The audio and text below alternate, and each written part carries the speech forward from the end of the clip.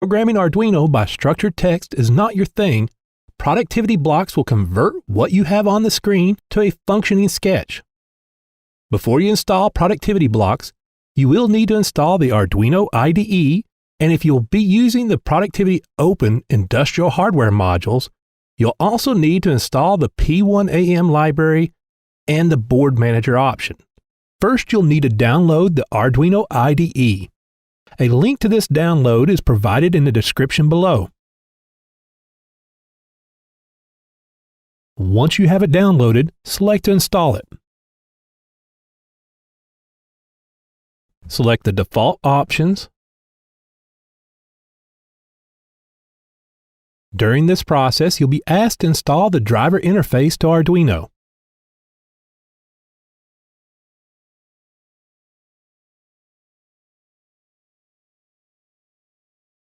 When done, open up the Arduino IDE software. Next, we'll need to install the Productivity Open library. To find more detailed information on the library, please select the link from the description below.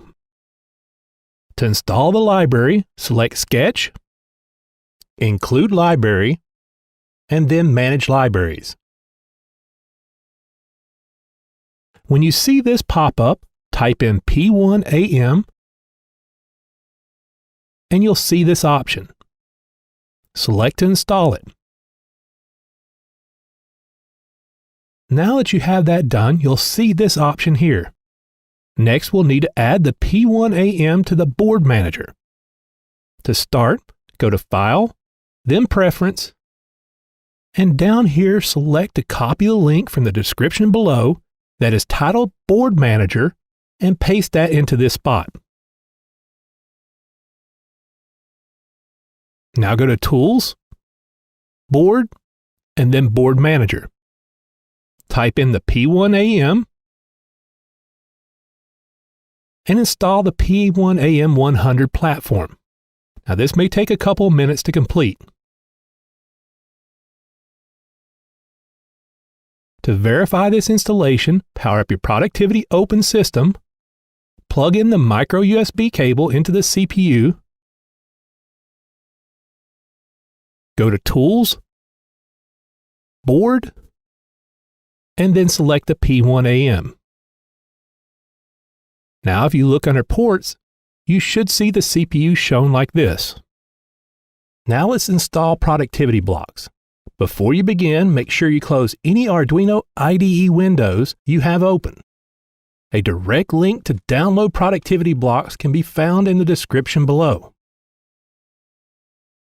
Once you have that downloaded, right-click on the install file and select to Run as Administrator.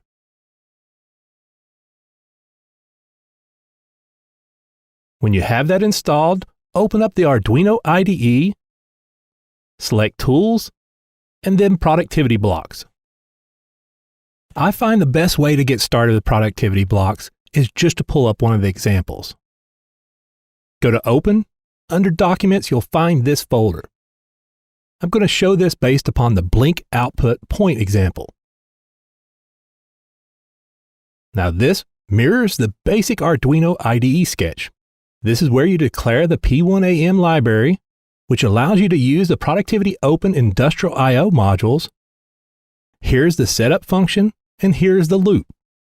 In this program, as it executes, it will turn on and off the output point that resides on the module, which is in slot 1, and is the first output on that module. I'm using this rack with these modules, and my first output module is in slot 2. So I'm going to go back to my productivity blocks and change this to 2. When I select to upload this project, it will take this graphical layout and convert it into a text-based Arduino sketch in Arduino IDE. This takes out the entire worry of the syntax or making sure your text is right. As you can see, here's your library being called, and here's the timing routine from the blink output point example. Now let's say that you want to edit this program. Let's say that we don't want the output to turn on unless the CPU switch is turned on. This is simple. Just go back into productivity blocks, grab an if statement from the list of control elements, drag that to the start of your loop, Now drag the blink module block up and connect it to the if statement.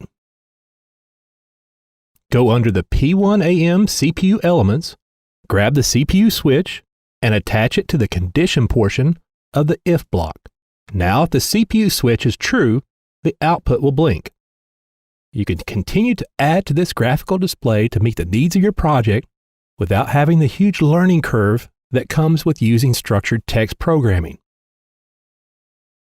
For more information on the productivity blocks, please go see the Productivity Block Wiki from the links